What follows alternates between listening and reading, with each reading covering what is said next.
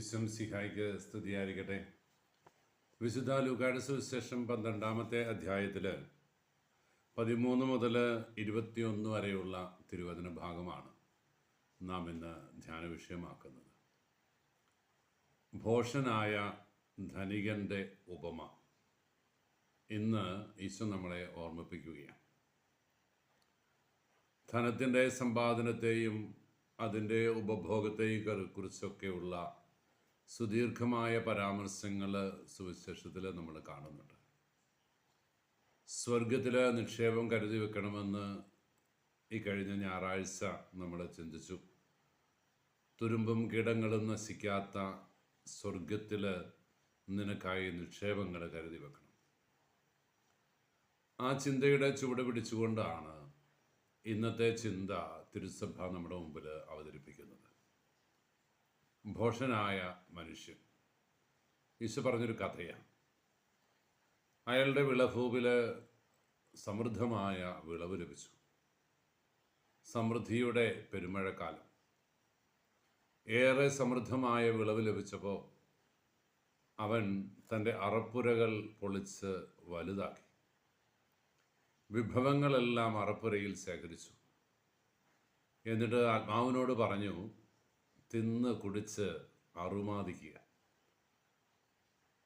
ആ രാത്രിയിൽ ദൈവം അവനോട് പറഞ്ഞു, ഭോഷ, നിന്റെ ആത്മാവിനെ ഞാൻ എടുത്താൽ പിന്നെ നീ സമ്പാദിക്കുന്നതെല്ലാം ആരുടേതായി മാറും. ഈ രാത്രി പുലരും മുമ്പ് നീ മരണത്തിന് കീഴടങ്ങേണ്ടി വന്നാൽ നീ സമ്പാദിക്കുന്നതിനൊക്കെ എന്ത് പ്രയോജനമാണ് ഉള്ളത്? അതുകൊണ്ട് ദൈവസന്നിധിയിൽ സമ്പന്നനാകണമെന്ന് ഈശോ ഓർമ്മിപ്പിക്കുകയാണ്. ഈശോ കടന്നുപോയ വഴിയിൽ അപൂർവമായി കണ്ട ഒരു കണ്ടുമുട്ടലായിരുന്നു ആ മനുഷ്യനുമായിട്ട് നടന്നത്. അവൻ ഈശോയുടെ അത്ഭുതങ്ങൾ കാണാനോ അടയാളങ്ങൾ കാണാനോ ഒന്നുമല്ല. ഈശോയിൽ നിന്ന് പ്രബോധനങ്ങൾ സ്വീകരിക്കാനും നന്മ വഴിയിലൂടെ നടക്കാനും ഒന്നുമല്ല അവൻ്റെ ആഗ്രഹം. ഒരു മധ്യസ്ഥൻ്റെ റോളിൽ അത്യാവശ്യം പേരും പെരുമയുള്ള ഒരു ഗുരുനാഥൻ്റെ, ഒരു ഗാങ് ലീഡറിൻ്റെ മധ്യസ്ഥതയിൽ തൻ്റെ കുടുംബ പ്രശ്നം തീരണം. അർഹിക്കുന്ന സമ്പത്ത് അപ്പനിൽ നിന്ന് തനിക്ക് വാങ്ങിച്ചു തരണം. ഇതിനു വേണ്ടിയിട്ടാണ് ഈശോയെ അവൻ സമീപിക്കുന്നത്. അവനോടാണ് ഈശോ ഈ സംഭവം, ഈ കഥ പറഞ്ഞു കേൾപ്പിക്കുക. പ്രിയപ്പെട്ടവരെ, ഇത് നമ്മൾക്ക് ഓരോരുത്തർക്കുമുള്ള വെല്ലുവിളിയാണ്. നമുക്കോരോരുത്തർക്കുമുള്ള താക്കീതാണ്. ഈ ലോകത്തിൻ്റെ സമ്പത്തുകൾ കുമിഞ്ഞു കൂട്ടാൻ ആഗ്രഹിക്കുന്ന, ഒരുപാട് പണമുണ്ടാക്കാനും ഒരുപാട് ധനം വ്യയം ചെയ്ത് ജീവിക്കാനുമൊക്കെയുള്ള കൊതി. പണം നമ്മളെ വല്ലാണ്ട് ആകർഷിക്കുന്നു. അത് സമൂഹത്തിൻ്റെ എല്ലാ തുറയിലുമുള്ള മനുഷ്യരെ ആകർഷിച്ചു കൊണ്ടിരിക്കുകയാണ്. എങ്ങനെയും പണം സമ്പാദിച്ചു കൂട്ടുക. നമ്മുടെ യുവജനങ്ങൾ, കുടുംബങ്ങളൊക്കെ വിദേശ രാജ്യങ്ങളിലേക്ക് പറിച്ചു നടപ്പെട്ടുകൊണ്ടിരിക്കുന്ന ഒരു കാലഘട്ടത്തിലാണ്. ഈ ലോകത്തിൽ നമ്മുടെ കൊച്ചു കേരളത്തിലൊന്നും ജീവിച്ചാൽ ഒട്ടും സമ്പാദിക്കാൻ പറ്റണില്ല. അടിച്ചു പൊളിച്ച് ജീവിക്കാൻ പറ്റുന്നില്ല. സുഖമായിട്ട് ജീവിക്കാൻ പറ്റുന്നില്ല. അതുകൊണ്ട് പണമുണ്ടാക്കാനുള്ള വ്യഗ്രതയിൽ ഓടുക. വിദേശ രാജ്യങ്ങളിലൊക്കെ ചെന്ന് കഴിയുമ്പോൾ പ്രതിസന്ധികൾ കൂടുതൽ രൂക്ഷമാണ്. പള്ളിയിൽ പോകാൻ സമയമില്ല. കുർബാനയിൽ പങ്കെടുക്കാൻ നേരമില്ല. സന്ധ്യാപ്രാർത്ഥന ഇല്ല. കുഞ്ഞുങ്ങളെയൊക്കെ ട്രാൻസ്ഫർ ചെയ്യുന്നത് വഴി വെച്ചാണ്. ഒരു കാറിൽ നിന്ന് അടുത്ത കാറിലേക്ക് കൊടുത്തിട്ട് പോവുക.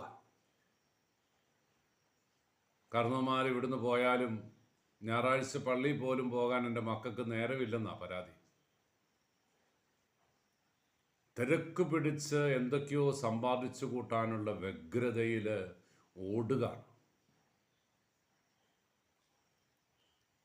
ഇവിടാണ് ഈശോ പറയുന്നത്, നിന്റെ ആത്മാവിനെ ഞാൻ ഇന്നെടുത്താൽ നീ സമ്പാദിച്ചു കൂട്ടിയവയെല്ലാം ആരുടേതായി മാറും. ഒരുപാട് പണം ശേഖരിച്ചു വെക്കുന്നവൻ ഈശോ കൊടുത്തൊരു പേര് മിടുക്ക നല്ല കൊച്ചയെന്നൊന്നും അല്ല, ഭോഷ എന്ന, പൊട്ട എന്ന്. നമുക്ക് നമ്മളെക്കുറിച്ച് കരുതലുണ്ടാകണം പ്രിയപ്പെട്ടവരെ. ദൈവസന്നിധിയിൽ സമ്പന്നരാകാതെ ഭൗതിക സമ്പത്ത് കുമിച്ചു കൂട്ടിയത് കൊണ്ട് കാര്യമില്ലെന്ന്, ദൈവത്തെ മറന്നുള്ള ജീവിതം കൊണ്ട്, ജീവിത സാഹചര്യങ്ങളുടെ കരുപ്പിടിപ്പിക്കൽ കൊണ്ട് നമുക്ക് ഗുണകരമായ ഒന്നും ലഭിക്കില്ല എന്നൊക്കെയുള്ള ഈ ഓർമ്മപ്പെടുത്തൽ ഗൗരവത്തോടെ നമുക്ക് എടുക്കണം. എൻ്റെ ജീവിതത്തെ മാറ്റിമറിക്കാൻ പോരുന്ന, എൻ്റെ ജീവിതത്തിന് പുതിയ ഊടും പാവും നെയ്യാൻ പോകുന്ന എൻ്റെ ദൈവത്തിൻ്റെ പരിശുദ്ധ കരങ്ങളിലേക്ക് എന്നെ ഭരമേൽപ്പിച്ചു കൊടുക്കാം.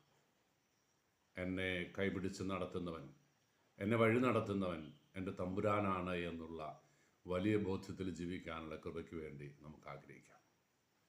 ഈശോയെ, സമ്പത്ത് ശേഖരിക്കുന്നതിലല്ല, ദൈവസന്നിധിയിൽ സമ്പന്നനാകാനാണ് ആഗ്രഹിക്കുന്നത് എന്ന് ഈശോയോട് പറഞ്ഞ് ചെറുതാകലിൻ്റെ, ദൈവസന്നിധിയിൽ വലുതാകലിൻ്റെ പുണ്യത്തിന് വേണ്ടി നമുക്ക് ആഗ്രഹിക്കാം. ഈശോ അനുഗ്രഹിക്കട്ടെ. കർത്താവ് മിശിഹായുടെ കൃപയും പിതാവായ ദൈവത്തിൻ്റെ സ്നേഹവും പരിശുദ്ധാത്മാവിൻ്റെ സഹവാസവും നാം എല്ലാവരും കൂടി ഉണ്ടായിരിക്കട്ടെ, ഇപ്പോഴും എപ്പോഴും എന്നേക്കും.